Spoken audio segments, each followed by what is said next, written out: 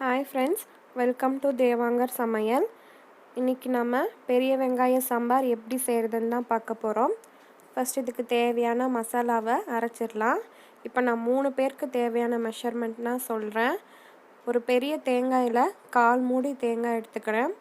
2 table spoon பொட்டுக்கடலை add பண்ணிக்கணும். 1/2 spoon சோம்பு, 1/2 ஸ்பூன் கசகசா, 1/2 இன்ச்சு பட்டை, 4-5 லவங்கம். இது கூட இஞ்சி பூண்டையும் நீங்கள் போட்டு அரைச்சிக்கலாம். நான் இப்போ பேஸ்ட்டாக யூஸ் பண்ணுறதுனால இதில் சேர்க்கல. இதை கரகரப்பாக அரைச்சிக்கணும், கோரஸ் பேஸ்ட்டாக அரைச்சி வச்சுக்கணும். இது மாதிரி ஒரு பேனில் ஆயில் விட்டுக்கோங்க. ஆயில் ஹீட் ஆனதுக்கப்புறம் கடுகு போட்டுக்கிறேன். கடுகு வெடித்ததும் கடலைப்பருப்பும் உளுத்தம்பருப்பும் போட்டு தாளிச்சிடுறேன். அப்புறம் இதில் கொஞ்சமாக கருவேப்பிலையும் சேர்த்துக்கணும்.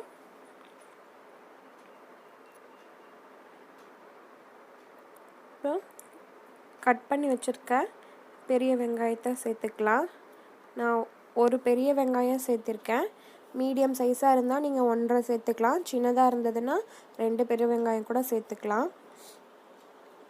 இதை நல்லா வதக்கி விட்டுடணும்.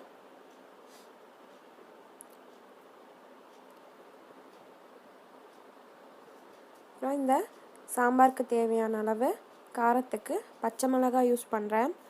2 பச்சை மிளகாய் யூஸ் பண்ணியிருக்கேன். இதுவே காரம் கரெக்டாக இருக்கும். நீங்கள் மிளகாத்தூள் யூஸ் பண்ணால் இதோட கலர் வேரி ஆகிடும். ஸோ பச்சை மிளகாயே யூஸ் பண்ணுங்கள். 1/4 ஸ்பூன் மஞ்சத்தூள் போட்டுக்கிறேன். அதிகமாக மஞ்சத்தூள் சேர்த்துனிங்கன்னா நீங்கள் எல்லோவாக ஆகிடும் சாம்பார்.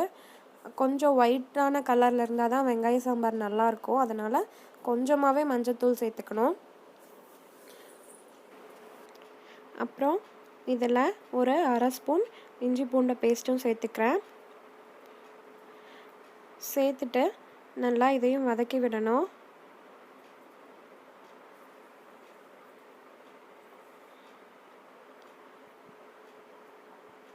இப்போது கட் பண்ணி வச்சுருக்க ஒரு மீடியம் சைஸ் தக்காளியும் சேர்த்து நல்லா வதக்கி விட்டுக்கணும்.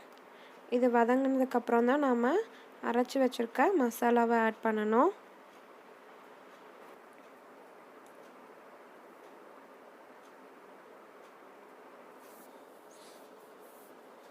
இதில் கொஞ்சம் தண்ணியும் சேர்த்து நல்லா வதக்கி விட்டு ஒரு 2 நிமிஷம் நல்லா வெந்ததுக்கப்புறம் நம்ம மசாலா சேர்க்கலாம்.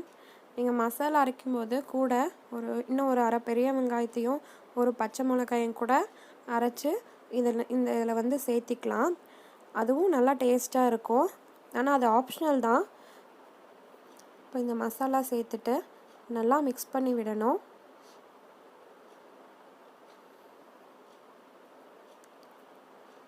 ஒரு நிமிஷத்துக்கு அப்புறம் நம்ம தண்ணி சேர்த்துக்கலாம். இப்போது தேவையான அளவு தண்ணி சேர்த்துக்கலாம்.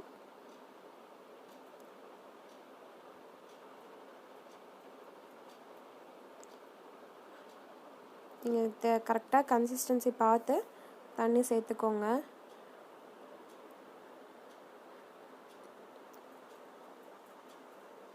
அப்புறம் இந்த சாம்பாருக்கு தேவையான அளவு உப்பு சேர்த்துக்கிறேன். நல்லா கலந்து விட்டு 10லேருந்து 15 நிமிஷம் கொதிக்க விடணும். இப்போ நல்லா எண்ணெய் பிரிஞ்சு வந்திருக்கு. நம்மளுக்கு சாம்பார் ரெடி ஆயிடுச்சு. இந்த வெங்காய சாம்பார் இட்லி தோசைக்கு ரொம்பவே நல்லாயிருக்கும். ரொம்ப டேஸ்டியாகவும் இருக்கும். நீங்களும் ட்ரை பண்ணி பாருங்கள்.